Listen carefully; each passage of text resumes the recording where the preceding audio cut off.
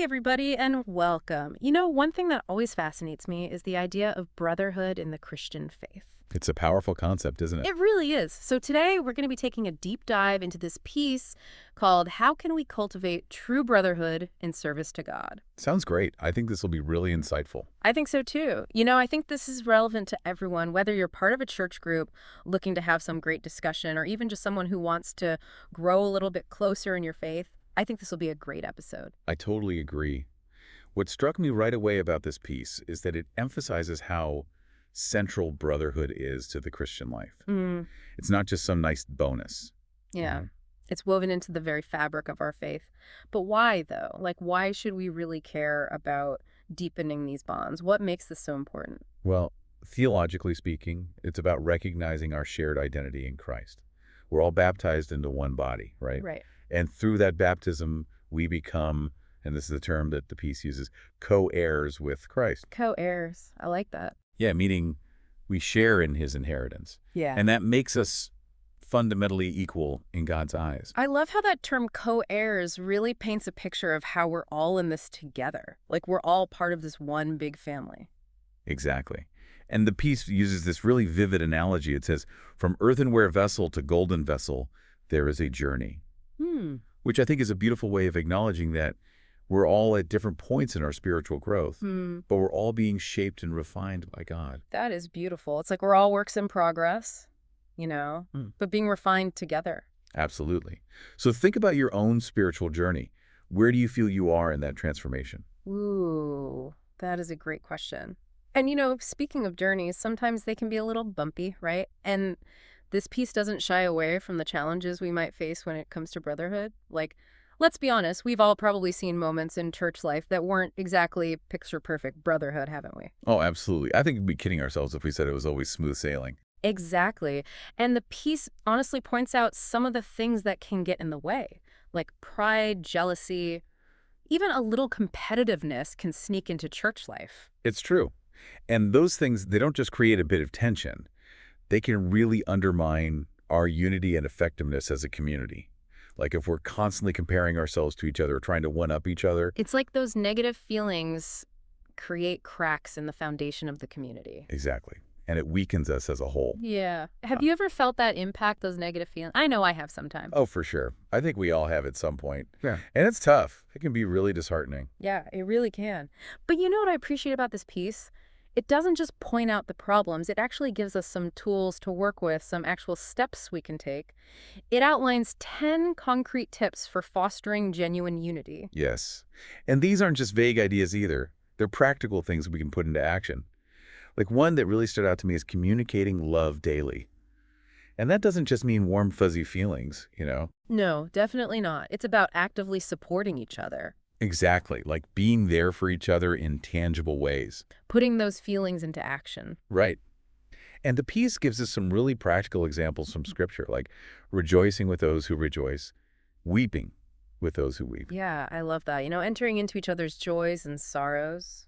Being present in the highs and the lows. And then there's another one that resonated with me, and it's about being mindful of the fruits of the Spirit. Oh, yeah, that's a good one. Think about patience, kindness, and gentleness.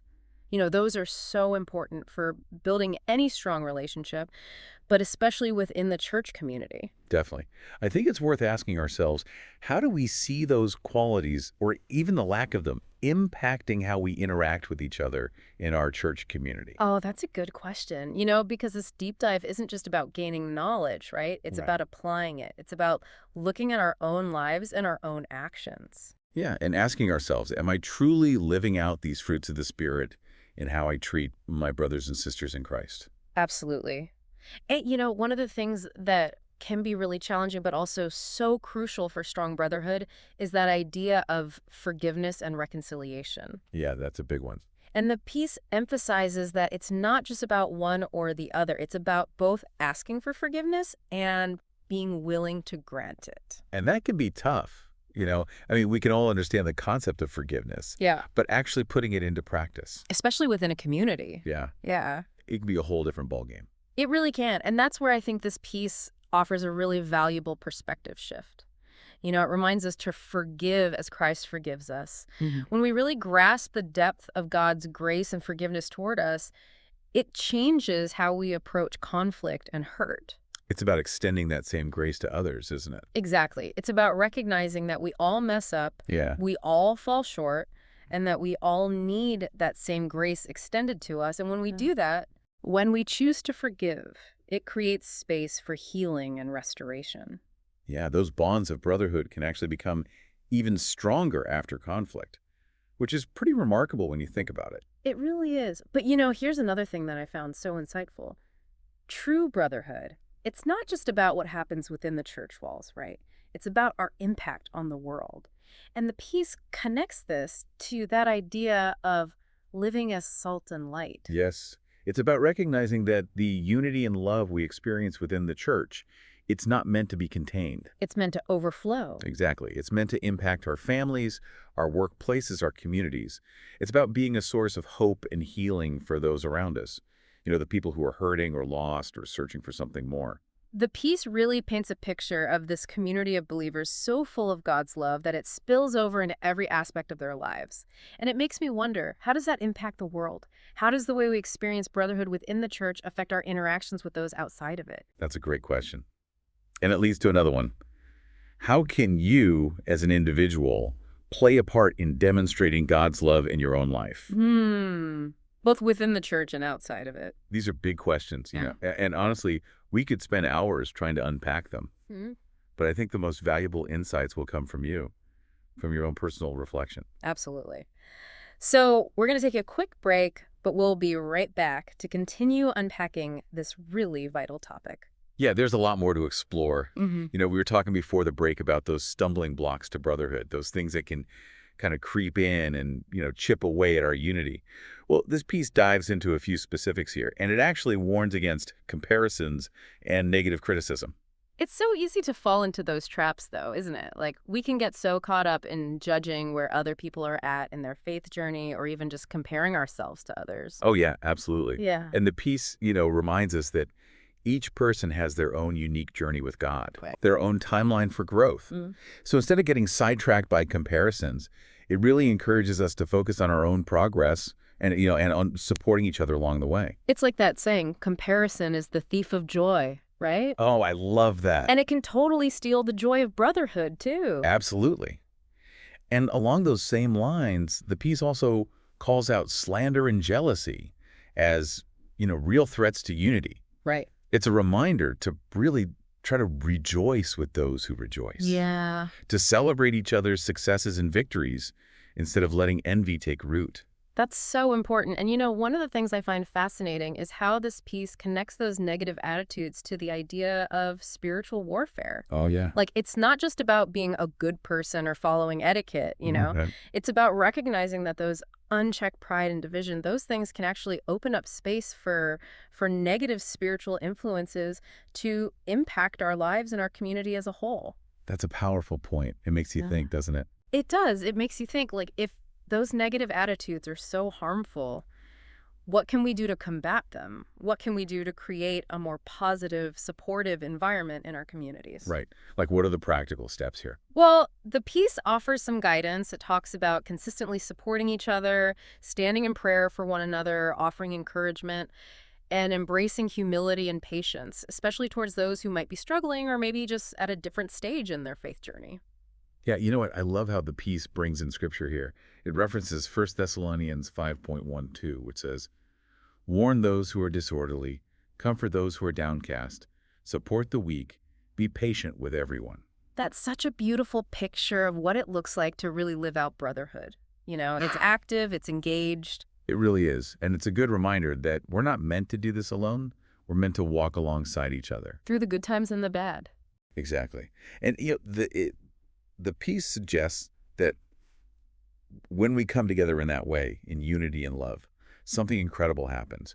It describes it as, and I'm quoting here, an unshakable unity. An unshakable unity. A force that can withstand those spiritual attacks. It's like we're building something solid together, something that can weather any storm. Absolutely. Yeah. And it's not about hiding away from the world. Right. It's about being equipped to go out there into the world and to Right. shine God's light. Yeah. The peace makes this really compelling argument that true brotherhood, it doesn't just keep us together. It propels us outward Yes. towards others. Yeah, exactly. And, that brings us back to that idea of living as salt and light that we talked about before. Huh? It's about recognizing that the unity and love we experience within the church, it shouldn't be contained within those walls. Right. It's meant to overflow into the world. It's meant to be a source of hope and healing for the people around us, for the people who are hurting or lost or maybe just looking for something more. Right. And it takes us back to that question, how does a unified, loving community of believers become a beacon of hope? How does it impact the world? And I think the answer lies in the way we choose to live. And how we choose to live. Yes, the way we live out our faith, individually and as a community. It's about reflecting God's love in our words, our actions, our relationships, Absolutely. both inside and outside the church. Okay, so we've explored the why of brotherhood, the challenges, and some practical steps to build unity. Right. But this piece goes even deeper. It connects brotherhood to God's ultimate plan, to his plan for humanity. Yeah, and this is where it gets really profound, I think. It does. The piece poses this powerful question. Do we want to be in God's plan, or do we want to be puppets in the hands of the evil one? Whoa.